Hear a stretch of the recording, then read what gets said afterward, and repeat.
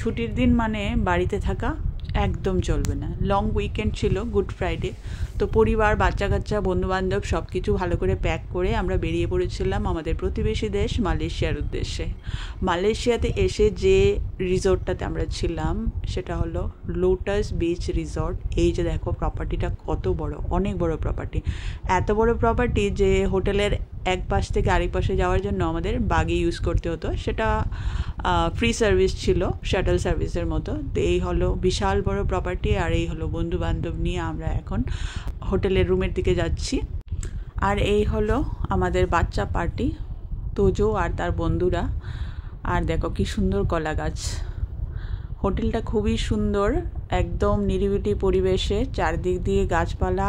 আর হোটেলটার plus point হলো এর ভেতরে একটা প্রাইভেট বিচ রয়েছে। বিশাল বড় হোটেল, পুল, প্রাইভেট বিচ সব কিছুই রয়েছে।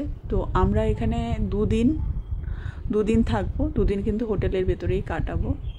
তো আজকের এই ভিডিওতে আমি তোমাদের আমরা যে হোটেল রুমে ছিলাম সেই রুমটার একটা ট্যুর দিচ্ছি, সেটাই দেখাতে চাইছি। আমার অনেক বন্ধুরাই জানতে চেয়েছিল যে আমি দেসারো আইল্যান্ডে গিয়ে আমরা কোথায় ছিলাম, তো সেটাই তোমাদেরকে দেখাচ্ছি। আমাদের রুমটা কিন্তু বেশ বড়, আর দেখো কি সুন্দর একটা ছোট্ট কিচেন রয়েছে।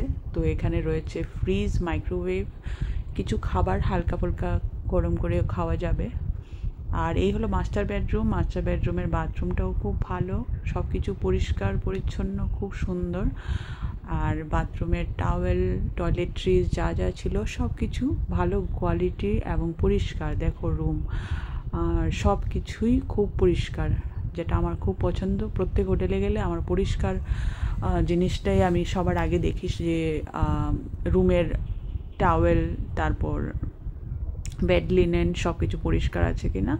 আর এই হলো ব্যালকনি রুম থেকে, মাস্টার বেডরুম থেকে যে ব্যালকনিটা, ভিউটা দেখো কি অসাধারণ। এটা হলো পুল ভিউ, আর ওই যে দেখা যাচ্ছে সেটা হলো নিচে লেজি রিভারও। সেসব আমরা পরে অ্যাডভেঞ্চার যা করব পরের ব্লগে আমার থাকবে, তোমরা কিন্তু পরের ব্লগটা অবশ্যই দেখবে। একটা ব্লগ এই রিসোর্টের মানে পুরো আমাদের দুদিনের ট্রিপের পুরো একটা ব্লগ আমি বানিয়েছি, তো সেটা আমি কিন্তু পরে নেক্সট ভিডিওতে শেয়ার করব তোমাদের সাথে। তো এই হলো হল রুম। হলেও দেখো ডাইনিংয়ের জায়গা রয়েছে, আর সাথে একটা সোফা। তারপর আবার হল রুম থেকেও একটা ব্যালকনি রয়েছে, এখান থেকেও আবার সুন্দর হোটেলের পুরো ভিউ দেখা যায়। ভীষণ সুন্দর প্রপার্টি, ভীষণ সুন্দর রুমগুলো, বেশ নিট ক্লিন। আর সব থেকে ইম্পর্টেন্ট হলো বাথরুম, যেটা আমি সবসময় দেখি, বাথরুমটা টু গুড, খুব ভালো, পরিষ্কার। টয়লেট্রিজ সব দেওয়া ছিল, কিছুই নিয়ে আসার প্রয়োজন ছিল না আমাদের, তাও আমরা নিয়ে এসেছি অনেক কিছুই। তারপর দেখো যে তোমাদের দেখাচ্ছি যে এসিও ছিল, এসি ছিল, ফ্যান ছিল, যাদের এসি চালাবার প্রয়োজন তারা চালাতে পারে। আর এই হলো সেকেন্ড ওয়াশরুমটা, এই যে টয়লেট্রিজগুলো। তো আর কি বলছিলাম, যে ওয়াশরুমটা কিন্তু বেশ সুন্দর পরিষ্কার। আর এই হলো সেকেন্ড বেডরুমেও দুটো সিঙ্গেল বেড ছিল।